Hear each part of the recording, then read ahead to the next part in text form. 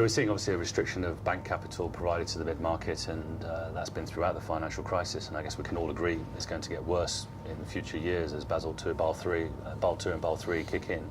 Are you beginning to see, Michel, the emergence of an alternative lending market which can fill the gap?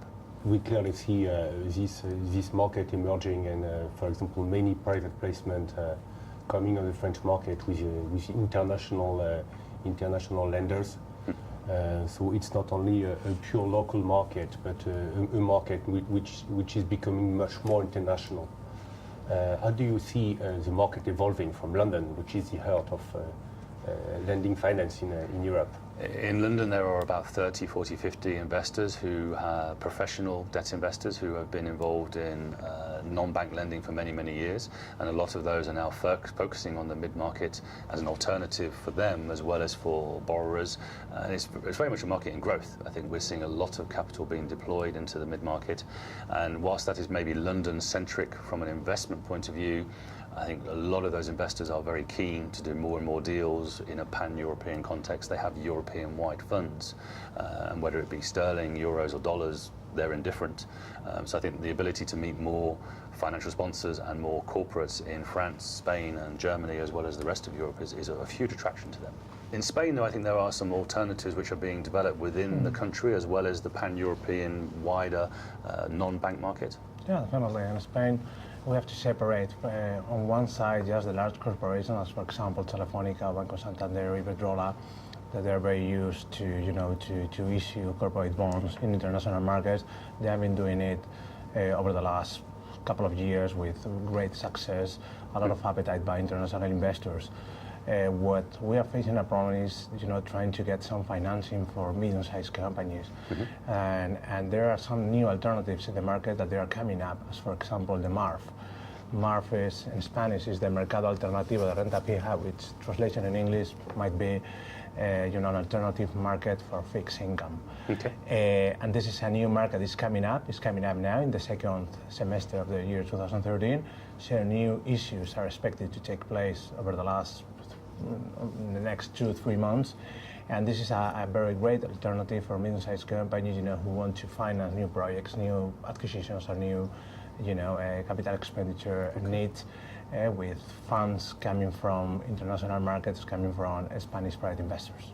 And what sort of size could people do as issuance in this market? Obviously, when we speak about medium-sized companies, we are speaking about companies with EBITDA, for example, over 25 million euro.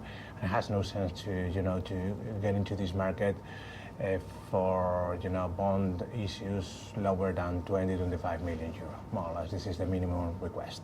And do you think the initial investors in this, in the MARF funds, will be domestic Spanish money, as maybe international money begins to find more confidence in Spanish growth again? Yeah, I think so. We have been testing with some, foreign and internal investors, some Spanish investors, and we understand that at the beginning, in the first issues, the first deals that take place in the market, probably there are some Spanish investors, more than international. Once international investors, they can see that the market is driving well, is going well, that there are not some more issues, that Spain is doing, is doing well, is performing better. We can expect some international investors coming into the market. So Eva, obviously Germany has been in many ways a powerhouse in the last 5 years through the financial crisis from both the political and an economic point of view.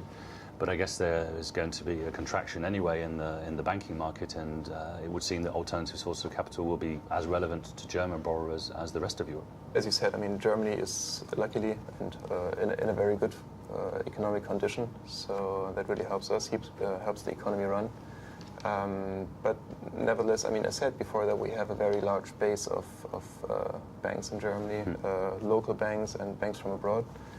Looking at the German Mittelstand companies, but nevertheless, all these banks will face the Basel III issue over the next couple of years, and that means that the lending will have to be influenced in some way in a negative direction, as capital costs will increase, and we see that the market is getting prepared for these for this situation, which is done by ways of alternative lending. So we're speaking about large funds doing direct lending, which are structured in a very flexible way, so that they can play in the loan market and in the high yield market. These are features that have been hardly seen before. Yeah. We also see new stock indices. For example, we see the entry standard in Germany, which with probably 30 bonds that have been issued, that have been quoted. We see a prime standard, which is getting increasing attraction. So I think all these are clear signs that the German market is also steering towards non-bank lending.